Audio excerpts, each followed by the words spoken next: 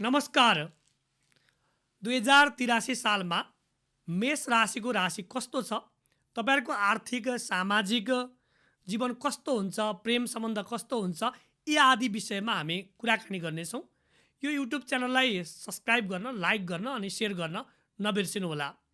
मेष राशि आफैमा एउटा एकदमै अनुशासित राशि हो, एकोरो राशि, जसले आफूले भनेका, आफूले जानेका, आफूले मानेका कुरा सत्य हुन् भन्नलाई पनि पछाडि पर्दैन र उसले त्यत्तिकै खोज अनुसन्धान र जीवनमा नयाँ नयाँ कुराहरूको अध्ययन अध्यापन गरिरहेको हुन्छ। यस्तो राशि हो मेष राशि, जसलाई अहिले 7.5 शनिको प्रभाव पनि छ। मङ्गलसँग शनिको शत्रुताको भावना रहन्छ। मेष राशिमा शनि आगामी दिनमा नीच हुँदैछ। अहिले मीनमा छ र 1.5 वर्षपछि शनि मेषमा आउँदा नीच हुन्छ। मीनको शनिलाई लगभग हामी निचाभिलाषी भन्छौँ र एक चक्र उसले पुरा गर्न आँटिसकेको हुन्छ, मेषदेखि मीनसम्म। त्यस आधारमा आगामी 2083 साल मेष राशिको लागि निकै घातक र हानिकारक हुन सक्छ। समाजमा मान सम्मानमा आघात पुग्न सक्छ। बोली वचनको कारणले गर्दा मानिसहरू रिसाउने, रुष्ट हुने अनि अपमान गर्ने, कामहरू बिग्रिने, उद्दण्डता सिर्जना हुने, कुनै जग्गा जमिनमा मुद्दा मामिला लाग्ने या खाइरहेको जागिर चटक्कै छोड्नु पर्ने, जागिर छुटाउने, शत्रुहरू हात धोएर लाग्ने भन्दा पनि फरक पर्दैन, यस्तो अवस्था आउन सक्छ। त्यस कारणले गर्दा यी शब्दहरू, यी भनाइहरू तपाईँलाई आतंकित बनाउन या तपाईँको मनोविज्ञानमाथि प्रश्न उठाउनको लागि हुँदै होइन। यसले तपाईँ सतर्क हुनुहुन्छ, संयम हुनुहुन्छ, तपाईँ नयाँ इन्भेस्ट गर्दै हुनुहुन्छ त्यहाँ रोकिनुहुन्छ, तपाईँ नयाँ कसैलाई धन दिँदै हुनुहुन्छ त्यहाँ सावधानीपूर्वक तपाईँले धन दिनुहुन्छ भनेर सचेत गराउन खोजिएको हो। यसले तपाईँलाई नकारात्मक किसिमको मनोविज्ञानमा तपाईँ नजानुहोला भनेर म अपिल गर्न चाहन्छु, तर समय तपाईँले बुझे जस्तो छैन। आरम्भमा सुरुमै तेस्रो बृहस्पति रहनेछन् जेठ महिनाको 18 गतेसम्म। तेस्रो बृहस्पति आफैमा पनि त्यति शुभ फलदायी हुँदैनन्, तिनले त्यति राम्रो फल तपाईँलाई दिँदैनन्। एक त तपाईँलाई 7.5 शनिको प्रभाव छ र यहाँ सुरुको समय वर्षको केही समयसम्म एकादश भावको राहुले तपाईँलाई शुभ फल दिने हुँदा केही तपाईँ त्यहाँ बच्नुहुन्छ। तर त्यहाँ गोचरीय परिवेश यस्तो बन्दैछ कि मङ्सिर, पुष, माघ यो 3वटा महिना मेष राशिको लागि अचानक वैदेशिक क्षेत्रका कामहरू बन्ने, लट्री लाग्ने, चिट्ठा पर्ने या समाजमा तपाईँको मान सम्मान कीर्ति बढ्ने हुन सक्छ। तर यी 3 महिनाका अघि र पछिका समयहरू निकै कठिनतम भन्दा कठिनतम तपाईँले यात्राको आरम्भ गर्दै हुनुहुन्छ या तपाईँलाई गोचरीय प्रभाव शनि पनि अशुभ रहनु, राहु पनि अशुभ रहनु, बृहस्पतिले फल दिन नसक्नु, यस्तो अवस्थाहरू गोचरमा देखिँदैछ। त्यस कारणले गर्दा जति सक्दो कामहरू गर्दा, व्यापार गर्दा, लेनदेन गर्दा या मुद्दा मामिला झै झगडा यस्तोमा लाग्नुभन्दा अगाडि तपाईँ एकदमै सावधान रहनुहोला, सोच्नुहोला यो काम गर्नु हुन्छ कि हुँदैन, यो उपयुक्त छ कि छैन, त्यो सोच विचार गरेर मात्रै तपाईँले कुनै कुरामा डिसिसन गर्नुभयो भने एकदमै राम्रो हुन्छ। अन्यथा तपाईँ अनसक्सेस, असफलतामा जानुहुन्छ र दुःखको भुमरीमा पर्नुहुन्छ। यो विचार गर्नुहोला। यसका समाधानका उपायहरू पनि म भन्छु, तपाईँले अन्तिमसम्म भिडियो हेर्नुहोला। के पूजा गर्ने, कुन भगवान्लाई मान्ने, कति मिनट ध्यान गर्ने, कति मिनट साधना गर्ने, कस्तो किसिमका नियम अनुशासनमा बस्नुभयो भने शनिले तपाईँलाई बिगार्दैन। अर्को कुरा, तपाईँले अगाडि भ्रष्टाचार गर्नुभएको छ या व्यथिति गर्नुभएको छ, कसैलाई दुःख दिनुभएको छ, पीडा दिनुभएको छ भने 7.5 शनिको समयमा तपाईँले दण्ड प्राप्त गर्नुहुन्छ। यो जन्ममा होस्, योभन्दा अघिल्ला जन्महरूमा होस्, कुनै न कुनै अपराध गरेको या ठगेको या ढाँटेको या छलेको या कुनै पनि कर्महरू गरेको छ भने यो 7.5 शनिको समयमा व्यक्तिले निकै दुःख पाउने या उसले अधिकतम कठिनतम दुःखको सामना गर्नुपर्ने हुन्छ। यसमा ऊ तयार हुनुपर्ने हुन्छ, समयले उसलाई तयार बनाएको पनि हुन्छ। 7.5 आउनुभन्दा अगाडिदेखि नै व्यक्तिहरूलाई त्यसको प्रभावहरू हुन थाल्छ। त्यस कारणले गर्दा तपाईँलाई 7.5 आउनुभन्दा अगाडि नै त्यसको जानकारीहरू हुन्छ। मानिलिउँ पल्ला घरमा चोर आयो भने त्यहाँ हल्लाखल्ला हुन्छ नि, त्यस्तै 7.5 आउनुभन्दा अगाडि नै तपाईँलाई 7.5 आउँदैछ है भनेर सूचना चाहिँ आइसकेको हुन्छ। तर तपाईँलाई अनुभव चाहिँ हुँदैन, किन भन्दा तपाईँ राम्रोसँगले व्यापार गरिरहनु भएको हुन्छ, इन्भेस्ट गरिरहनु भएको हुन्छ, प्रतिफल आइरहेको हुन्छ। त्यो 7.5ले तपाईँलाई कहाँ लगेर कसरी मिलाएर तपाईँको व्यापारलाई बिगारिदिने, सम्बन्धलाई चकनाचुर बनाउने त्यो प्लानिङ चाहिँ भइरहेको हुन्छ। त्यस कारणले गर्दा मेष राशि हुने जातक जातिका आमा बुवा दाजुभाइ दिदीबहिनी सबैजनालाई म के अपिल गर्न चाहन्छु भने यो समयमा तपाईँ अत्यन्तै अनुशासित हुनुहोला, असाध्यै सतर्क रहनुहोला। नयाँ काम गर्नुभन्दा अगाडि तपाईँ प्लानिङ गर्नुहोला, सोच्नुहोला, त्यसलाई एकदमै धैर्यताका साथ विचार गरेर मात्रै केही कुरामा लगानी गर्नुहोला। अन्यथा डुब्यो, हानि भयो, नोक्सानी भयो, लफडा भयो भनेर फेरि तपाईँलाई आउनुपर्ने अवस्था आउन सक्छ। यसमा तपाईँ संयम रहनुहोला। यसमा राम्रो कुरा, विगतमा नेपालको राजनीतिक अवस्था या व्यापार गर्ने व्यक्तिहरूको अवस्थालाई मैले धेरैजनाको चिना हेरेको छु। नेपालका पूर्व प्रधानमन्त्रीहरू सबैजनाको प्रायको मैले चिना हेर्ने अवसर पाएको छु मेरा साथीभाइको माध्यमबाट या काहीँ न काहीँबाट। म ती चिनाहरू मेरो हातमा परेका छन्। ती चिनाहरू हेर्दा प्राय सबैजनाले उन्नति प्रगति फेरि 7.5 शनिको समयमा गरेको देखिन्छ। प्रधानमन्त्री भएका व्यक्तिहरू पनि बारम्बार 7.5 को समयमा प्रधानमन्त्री भएको देखिन्छ। त्यस आधारमा पनि शनिले फेरि नराम्रो मात्रै गर्दैन।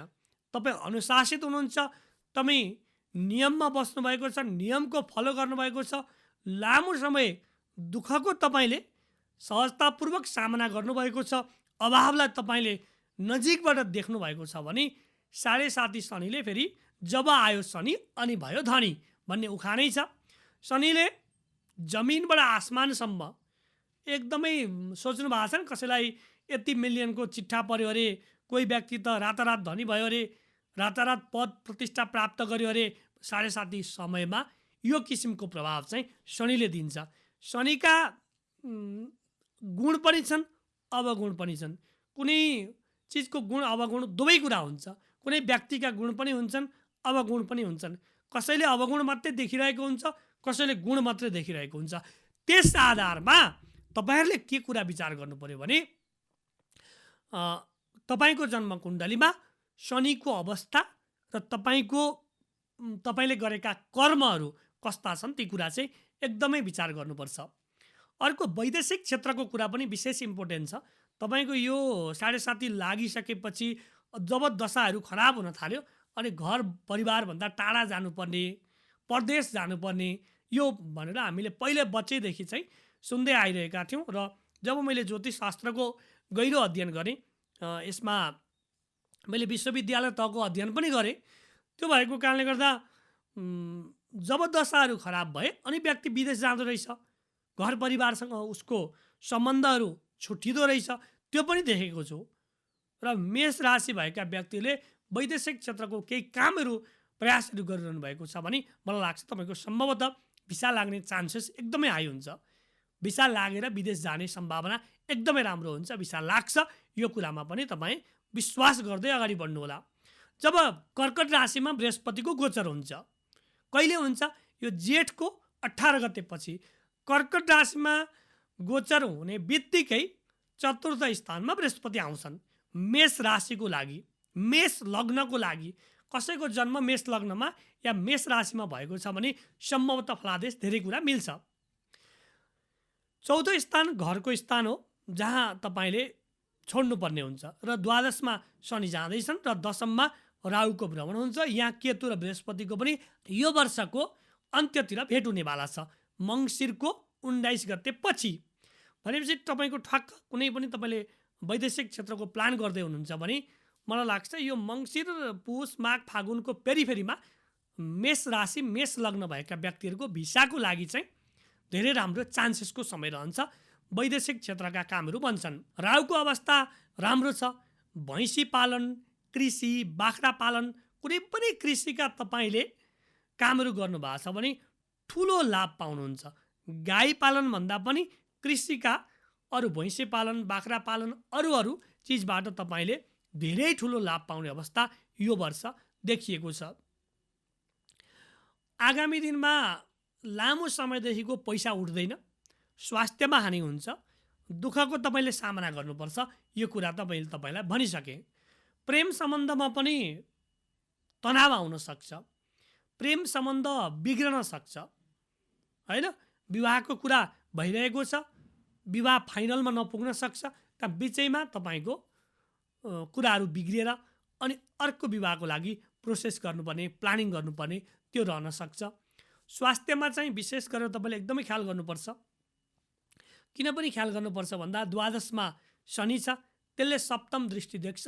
शनिको सबैभन्दा खराब दृष्टि सप्तम हो, 6औँ स्थानमा त्यसको प्रभाव पर्छ। त्यस कारणले गर्दा लामो समयदेखि दीर्घ रोगहरू पनि निक्लेर आउँछन्। तपाईँलाई लामो समयदेखि रोगै पत्ता लागिरहेको छैन, शरीर दुख्छ या नसासँग सम्बन्धित प्रब्लम छ, पेटसँग सम्बन्धित समस्याहरू छ, पाचन प्रक्रिया, यस्ता समस्याहरू पनि उजागर भएर आउँछन्। त्यस कारणले गर्दा राम्रो भन्नुहोस् या नराम्रो भन्नुहोस्, त्यो राम्रै कुरा होला। तपाईँको रोग पत्ता लाग्नु, होइन, त्यसको उपचार हुनु र तपाईँले एउटा स्वास्थ्य, एउटा हेल्दी जीवन बिताउनु पनि त्यो राम्रो हो। त्यस कारणले गर्दा मेष राशि भएका व्यक्तिहरूले हेल्थको बारेमा पनि सतर्क र संयम रहनुपर्छ। यदि डिभोर्स गर्न खोज्दै हुन्छ भने त्यो कोर्ट केस हुने सम्भावना असाध्यै धेरै छ। तपाईँको केस चाहिँ कोर्टमा जान्छ, कुनै मुद्दा मामिलाको फाइनल हुने वर्ष पनि छ। राहु जब दशममा आउँछन् झन्डै मुद्दा मामिलाहरू तपाईँको फाइनल हुन सक्ने चान्सेस धेरै हुन्छ।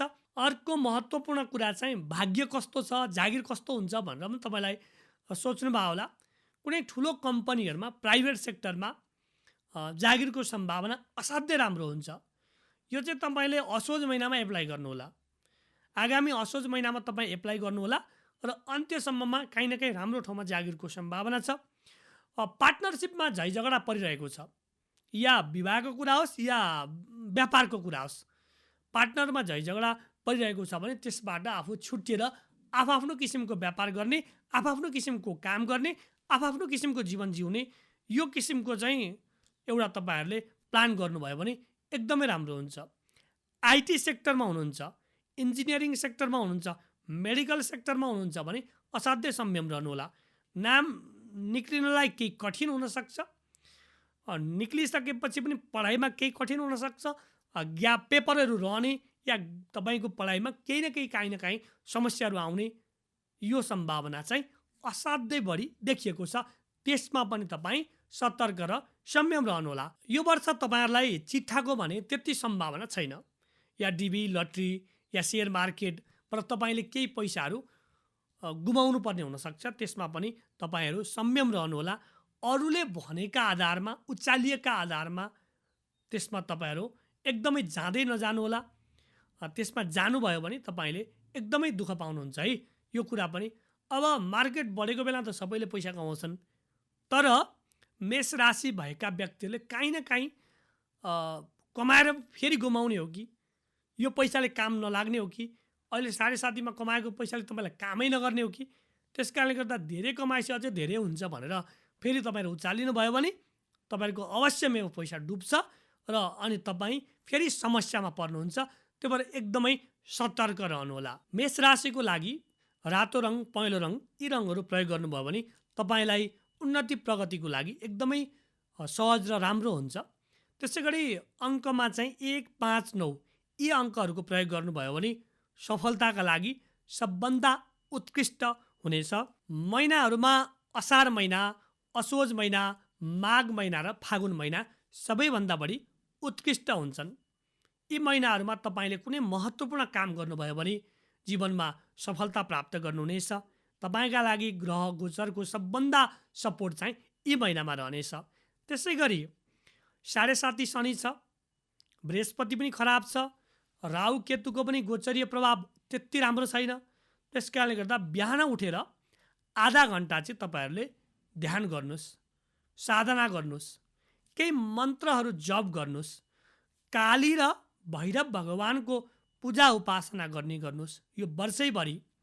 अनि पिप्पलको फेदमा गएर आधा घन्टा 15 मिनट यस्तो समय त्यहाँ बस्ने, त्यहाँबाट ऊर्जाहरू लिने, सकारात्मक ऊर्जाहरू आफूले आफ्नो शरीरमा राखिरहने, एकदम पोजिटिभ हुने।